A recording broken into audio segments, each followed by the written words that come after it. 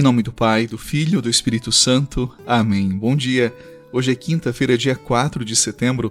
Nós estamos no mês da Bíblia. A palavra de São Lucas no 5º capítulo. Naquele tempo, Jesus estava na margem do lago de Genezaré e a multidão apertava-se ao seu redor para ouvir a palavra de Deus. Jesus viu 2 barcas paradas na margem do lago.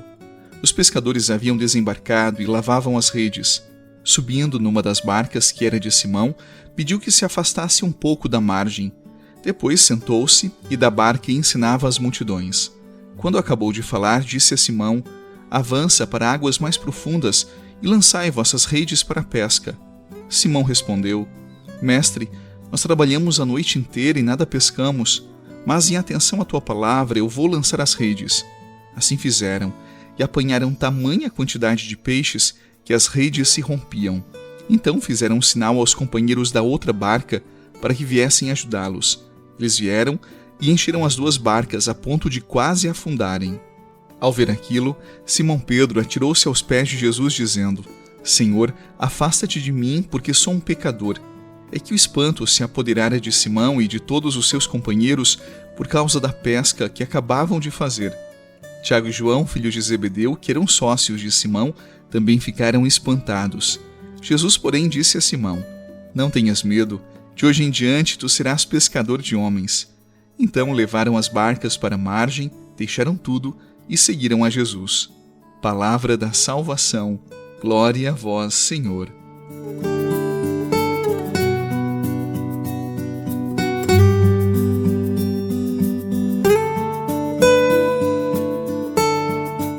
Simão Pedro era um pescador muito simples e vivia às margens do lago de Genezaré, ou Mar da Galileia, o mesmo local. A sua casa, como confirmam os achados arqueológicos mais recentes, ela ficava a poucos metros da água desse lago e também a poucos metros da sinagoga de Cafarnaum, que é o local que, segundo a palavra de ontem, Jesus lá estava pregando a palavra e exorcizando. A vida de Pedro, ela girava em torno daquele lago. Dias de abundância traziam alegria e noites de frustração pesavam como pedra no coração daquele pai de família, porque o sustento da sua casa dependia das redes cheias, daquilo que todos os dias ele conseguia puxar para o seu barco. E é nesse cenário que o evangelho de hoje nos coloca. Depois de uma noite inteira de trabalho, Pedro volta cansado. Ele havia lançado as redes muitas vezes e nada, só o vazio. Talvez você conheça essa sensação, dar o melhor de si e terminar o dia com a impressão de que tudo foi em vão. O esforço é grande e o resultado não aparece.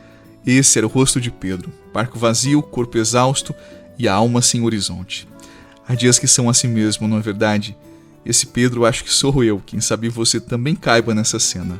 E é nesse instante que Jesus se aproxima, justamente quando o corpo acusa o cansaço, quando a mente insiste em dizer que tudo foi inútil. É nesse momento que o Senhor se aproxima e diz: "Avança para águas mais profundas e lança de novo as redes." A ordem parece fora de hora. É duro acreditar em recomeços quando o coração está ferido pela frustração. E, no entanto, é aí que a palavra de Deus se revela como luz. É nesse momento em que ela abre espaço para um futuro totalmente diferente. E aqui o texto toca a minha vida e a sua também. Quem nunca voltou para casa com a sensação de redes vazias? Quem nunca se cansou de lutar, de insistir, de tentar outra vez? Todos nós conhecemos dias em que o fracasso pesa mais do que as nossas forças. E a cena de Pedro mostra que a fé ela floresce justamente nesse ponto, quando ousamos acreditar e dar mais um passo, mesmo sem garantias, na força da palavra do Senhor, na força do querer de Deus e do seu olhar. A ordem de Jesus não é apenas para Pedro, mas para cada um de nós em nossos diferentes contextos. Para o pai de família, que luta pelo sustento e se pergunta se vale a pena continuar. Para a mãe no silêncio da casa, que sente o peso da solidão. Para o jovem que sonha alto e se frustra diante dos primeiros tombos. Ou então para quem trabalha duro e ainda assim carrega a sensação de que nunca é suficiente. O avança para águas mais profundas é o chamado a não reduzir a vida ao que deu errado, mas a confiar que mesmo no limite da exaustão, algo novo pode acontecer quando nós nos apoiamos na palavra do Senhor, quando confiamos de que sim, nele nós conseguimos, sim, nele as nossas redes podem se encher, porque a fé, ela não elimina a fadiga, mas ela dá um novo horizonte ao cansaço. Ela não substitui esforço, mas ela transforma o olhar. E quando nós acolhemos essa voz que insiste em nos chamar, nós descobrimos que a vida não termina nos vazios, mas se refaz justamente a partir deles.